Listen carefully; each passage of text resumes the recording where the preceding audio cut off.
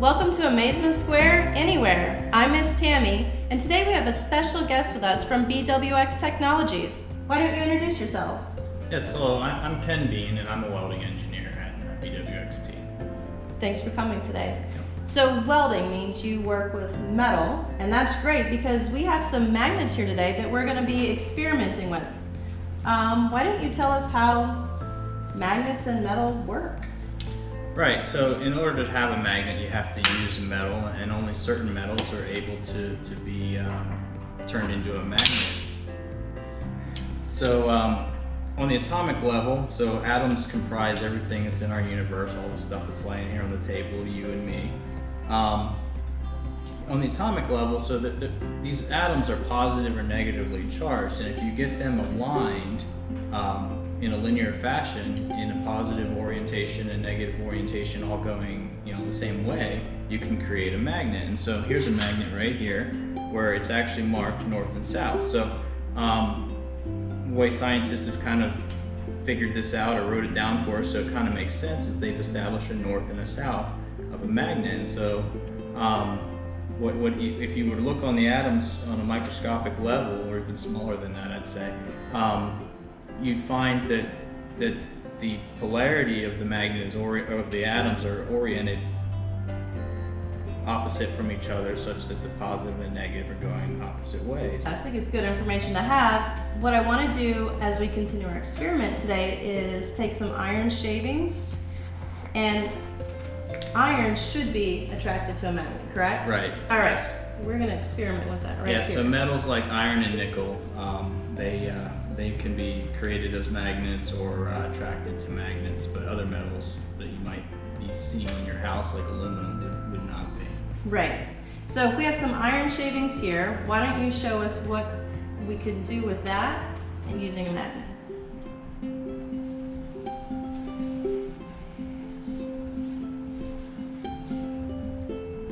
So the pull of the magnet goes right through the plates and moves the iron shavings around. That's really neat. So one of the things we like to do at Amazement Square is make slime. And I think we can make magnetic slime. Are you up for that? Yep. Okay, so I'm going to give you the directions, and you have the supplies you need right there to make magnetic slime. And the first thing we're going to do is mix half a cup of water. And you can just mix that in one of the bowls.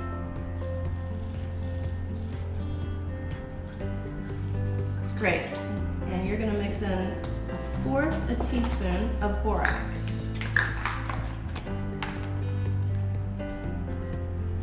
You want to stir those together until the borax is dissolved in the water. Okay, so in your second bowl, you're going to mix 1/4 cup of water with 1/4 cup of glue.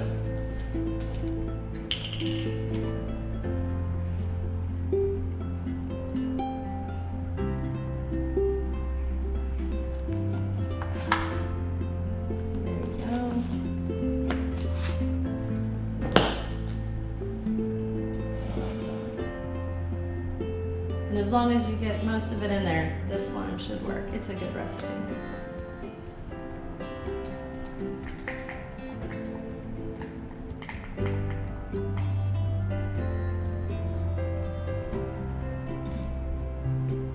And you're going to mix the glue and the water together until it's pretty evenly all stirred up.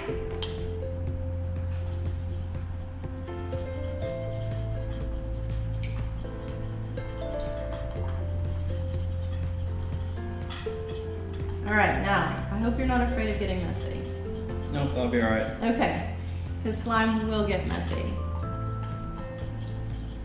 All right, you feel that like that's mixed together? Pretty well mixed. Yeah. Okay, so you're gonna pour the glue mixture into the first bowl with the water and the borax, and just mix that together until the slime sort of gathers itself in the middle, and you will have some water left over. That's okay.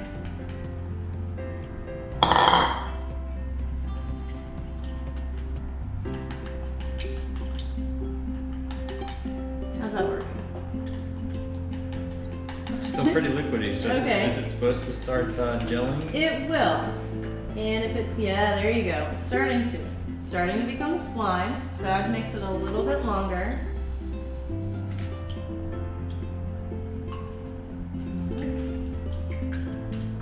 Okay, so this is the part where you get messy. It doesn't get more. You're gonna have to use your hands. All right. Okay, so why don't you reach inside and take the slime out onto your blue tray? Yep, that's slime. Okay. And you do have a towel there if you need it. That's perfect. So set the bowl aside. All right, so you have some slime there. If you knead it together, it'll get a little bit Okay. firmer. There you go. Excellent. And this is a classic slime recipe. You can make this at home. You probably have most of the ingredients. What we're gonna do is add some of the iron shavings and see if we can get the slime to move with the magnets. All right, are you ready for that? Okay. So if you want to, I'm gonna hand you the iron shavings. Yep.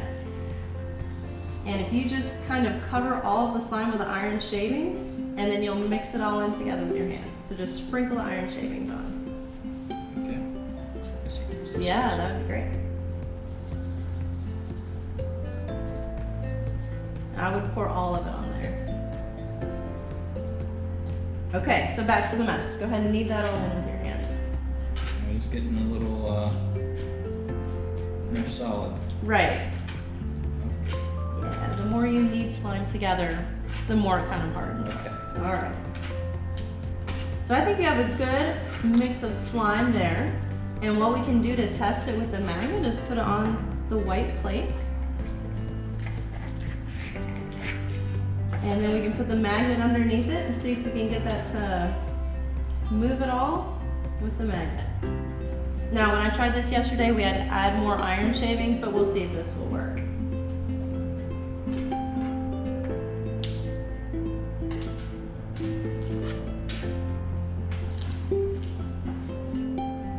Can you feel any magnetic pull? Yeah, I can see it moving a little bit. A little bit.